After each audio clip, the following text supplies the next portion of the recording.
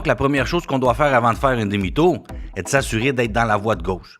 Dans ce cas-ci, je suis ici parce qu'à gauche, il y a un espaceur. On ralentit un peu et on fait les vérifications en face afin de s'assurer qu'il n'y a personne venant de l'autre direction, comme dans ce cas-ci, il y a un cycliste. Étant donné qu'un demi-tour est un virage à 180 degrés, il faut tourner le volant presque complètement vers la gauche, parfois complètement, dépendamment de la largeur du terre-plein. Si le terre-plein est plus étroit, on tourne le volant au complet. S'il est plus large, on le tourne un peu moins. Maintenant, voici la partie la plus importante, où on doit regarder. Et ça, c'est probablement l'erreur la plus commune avec les nouveaux conducteurs et conductrices.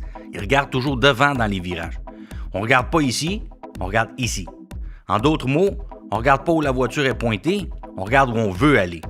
Les élèves ont tendance à avoir toujours la tête alignée avec le devant de la voiture. La tête doit être pointée vers où on veut aller et non vers le devant de la voiture. Je vais en discuter plus en profondeur dans une prochaine vidéo sur la vision. Maintenant, un autre élément important, qui n'est pas absolument nécessaire, mais qui rendra la prochaine manœuvre plus facile, est de laisser glisser le volant entre les mains tout en accélérant. Les roues vont se redresser plus facilement de cette façon. Aussi, avant de faire un demi-tour, on doit vérifier s'il n'y a pas de panneau l'interdisant, comme celui-ci, qui indique spécifiquement qu'on ne peut pas faire un demi-tour. Mais même s'il n'y a pas ce panneau spécifique, il y aura des situations où on ne sera pas autorisé à le faire, comme quand il y a ces genres de panneaux qui interdisent un virage à gauche, puisque quand on fait un demi-tour, on tourne toujours à gauche dans les pays où l'on conduit du côté droit. On ne peut pas non plus faire un demi-tour en empiétant sur une ligne pleine. Consultez les lois et règlements qui s'appliquent à l'endroit où vous conduisez pour plus d'informations, car ça peut varier beaucoup d'un endroit à l'autre. J'espère que vous avez aimé cette vidéo.